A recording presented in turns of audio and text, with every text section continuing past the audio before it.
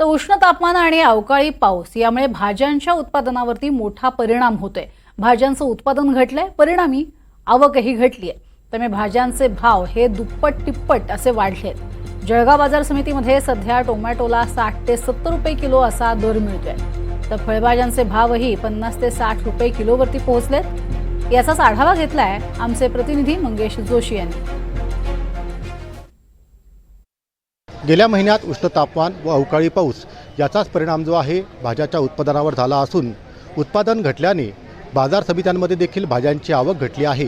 परिणामी भाज्यांच्या भावात मोठ्या प्रमाणात वाढ झाली असून गेल्या 8 दिवसापूर्वी 15 रुपये किलो असलेल्या टमाट्याचे भाव आज 60 ते 80 रुपयांवरती येऊन पोहोचले आहेत।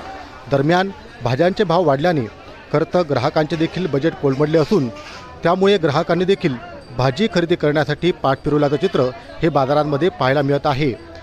फळभाज्या असतील, पालेभाज्या असतील यांच्या भावातही दुपटीने वाढ झाली असून खरं तर भाज्यांचे भाव वाढल्याने यामुळे महिला वर्गाचे देखील बजेट जे आहे ते कोलमडलेले आहे।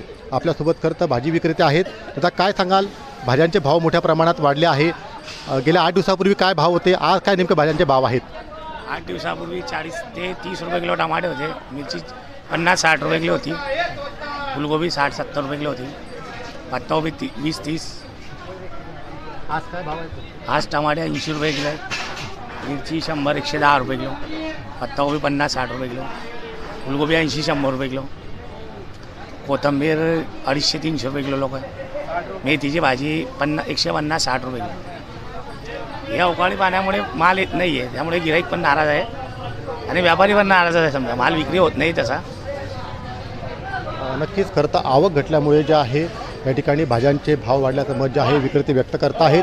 तर एकीकडे भाज्यांचे भाव वाढले असल्याने दुसरीकडे भाज्यांमध्ये खरं तर प्रामुख्याने जो वापर होतो तो म्हणजे लसण आणि अद्रक यांचे देखील भाव मोठ्या प्रमाणात वाढले आहेत। आपल्यासोबत लसण विक्रेते आहेत। आता काय सांगाल, काय नेमके लसणाचे भाव आहे आज? लसणाचा भाव आज 160 रुपये किलो तर 200 रुपये किलो आहे। अदरक 160 रुपये किलो, 160, 140, 35 रुपये पाव, 40 रुपये पाव आहे।